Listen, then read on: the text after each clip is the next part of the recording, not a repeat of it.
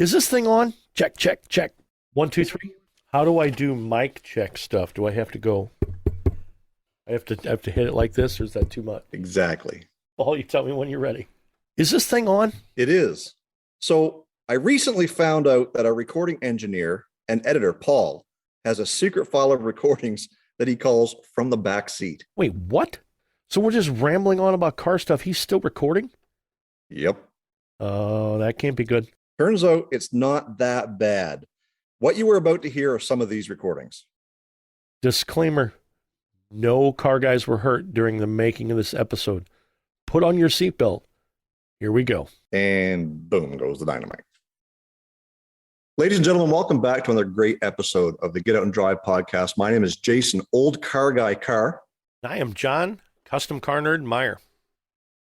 Today we've got a little bit of a special going on here. And John, I know you have a lot of Hot Wheels and you sell on eBay.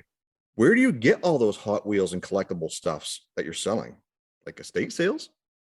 We stopped at a garage sale, estate sale deal on the way home, and lady had like, I don't know, 2,000 Hot Wheels cars and 600 die-cast and NASCAR and all sorts of stuff. We shot her a price tag, and she's like, I don't know, that seems a little low. I'm like, I don't know what to tell you. She thinks she's going to get a bunch of money, and she's sitting on a gold mine, but everything she has is after 1997, so no one cares. No. I told her to call me later. Yeah, I gave her a very, very, very fair offer to clean out the whole entire room where she was. Enlighten me. What's a fair offer on, say, Hot Wheels? It all depends on what I'm looking at, but if there are random cars that are at, like I would say probably 1995 and newer, either in unplayed with or average playwear condition, I'm usually going to in bulk, I'm usually going to give 50 cents a piece. Give or take. It all depends on what I'm looking at. If there are carded cars, if there are valuable cars in there, it's no different than looking at baseball cards. And you say, well, how much are all these baseball cards?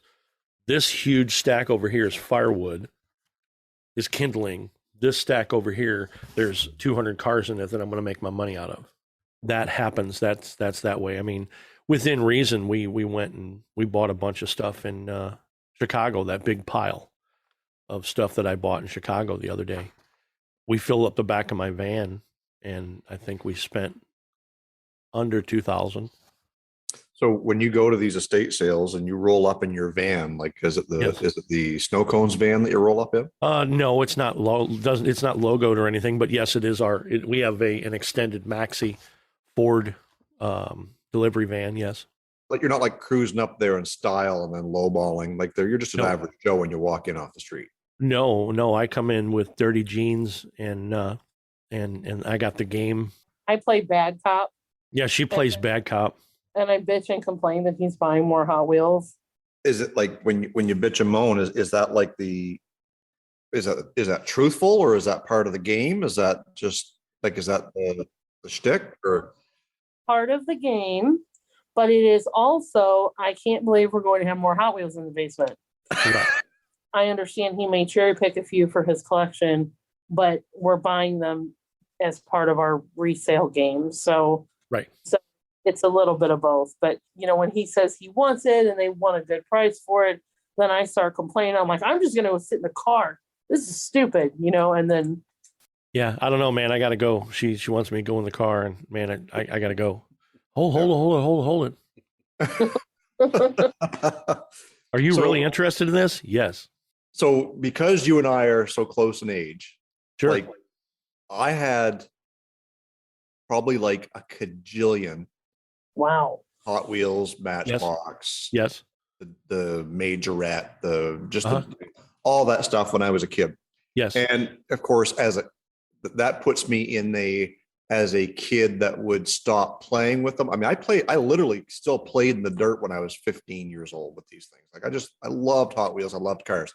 You quit? Because I have not. Well, here's the thing.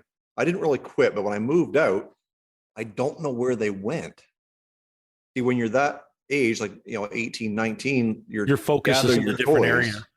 Yeah.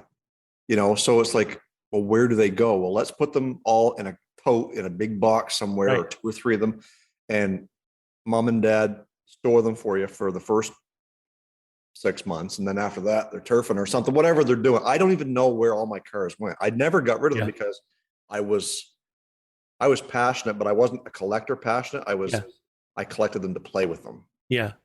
So you think they're somewhere in your family's history, and they've got to be. They've got to be either with grandkids, nephews, nieces. Like, they've got to be somewhere in the family, because I had favorites that when I went to my friend's place that I wouldn't take because I wouldn't want him to pick them. Right. So if we're putting dates, I guess I'm telling the story to put a date on what my collection would have been. So, at 15 years old, that puts me at 1990. Yep. Right. So everything I had was collected from the time I was a kid, like a tiny kid, all the way up till 1990. So you're talking prime pickings. Yes. For well or gently used Hot Wheels, Matchbox, Majorette. And because you are very similar in age to me, Hot Wheels Flying Colors Red Lines stopped 1978, 77. Depends on who you talk to, what's left over with stock. But those cars, I'm a Blackwall kid. So I'm Blackwall Flying Colors up to about 1989. That's my 10-year span, 78 to 89. Yeah. And that puts us right about that same ballpark. Again, I never collected things to collect. Right. I collected things to play with. I still have the steel Tonka toys with the hard plastic tires. Oh yeah. Those are cool. And they are beat. Yeah. Because we had a hill just outside our house, and we would, as kids, like me and the neighbors, we all had the dump trucks, so we would get in them. Yeah. And we would kneel. Yeah. In the dump body. Oh yeah.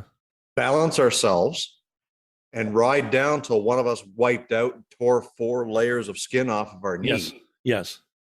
And we'd brush it off, and we'd pick out the chunks of rock, and we'd be going back at it again.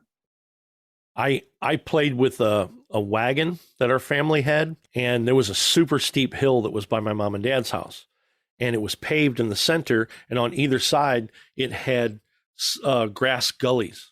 We would jump in the wagon, and you had to have the handle where you were and guide yourself off to where the gully was, go off in the grass, throw the handle out in front of you. It would stick in the grass, and it would catapult you immediately. It would just eject you, and all your friends would stand around like the Russian judges. They'd have the little signs, 8.6, he stuck the landing. Yeah! Yeah, and we kind of did the same thing, very similar with generic skateboards. Yeah. So coming up into my middle school into high school years, skateboards were becoming a big thing. The grunge scene was kind of unfolding. Right. So all my friends had the fancy, Tony Hawk type skateboard stuff, and I had the cheap Canadian Tire Walmart brand. And we would go up that same hill that we would ride our Tonka toys, and we would, when there was no traffic coming, we'd get on those suckers belly first, and we would go down that hill. Yes. Right. Until you hit that piece of pea gravel. Yes. Right. And then instead of your knees getting skunned, it was your chin and your belly. Correct. So yeah, I Supermaned off my bicycle. Same hill, but not on purpose. The same hill that all the friends went down. I rode down there on my bicycle, and I hit a little bump in the street, and my bicycle handlebars turned sideways, and it pitched me off that thing, and I Superman to the ground. And that's one of the reasons why I have a goatee. I have a scar from here that runs underneath here. It's 23 stitches. And they peeled the bottom of my face down, and they took all the gravel out of my face. And they cut the bottoms of my hands, and they peeled my hands back, and they took all the gravel out of my hands. And I had surgery, and that hurt. Viewer discretion is advised. Yes. My ears have been violated. Yeah. Well, see, I've got battle scars on my chin. I always had a goatee before I started growing the beard. Sure. But like I've got a scar right along here because my teeth literally almost came through my chin or my lip. Nice. For similar reasons. And then there was one time where my cat and the neighbor's cat was fighting. And I thought, you know what? Those cats shouldn't be fighting. I think I should go break that up. I should totally go break that up. Yes. Here's an idea. Another scar right there. Yeah. Yeah. Excuse me, kitty. Oh man. Well, Paul, very you're cool. recording this, right? Yes, he is. I can't wait to hear. Oh goodness. And guys, if you are listening to this right now and this happens to make it to a podcast episode of some sort, we want to hear your wipeout story. So go over to getoutanddrive.com, click on that listen now. Tell us who you are, tell us where you're from, and tell us your wipeout story. That would be awesome. I know there's people out there that are just as stupid as I was when I was a child, and doing pretty dumb things. I can't wait to hear what people say. Well, if you listen to my wife, we're all dumb. I mean, we just don't grow out of that, I don't think. So, I think we may, there's lots more of those stories. That's why we do a podcast to tell you guys just how dumb we were once upon a time, I guess. I don't know. Cruise on over to our website, getoutanddrive.com, for all the info you never wanted to know about our podcast. Hit us up on our listener hotline, be the first to know what's happening, get industry news, and grab your Get Out and Drive merch. Connect with us on social media. Find us on Facebook, Instagram, and TikTok. Follow us on Twitter at Get Out and Drive Pod. What drives you?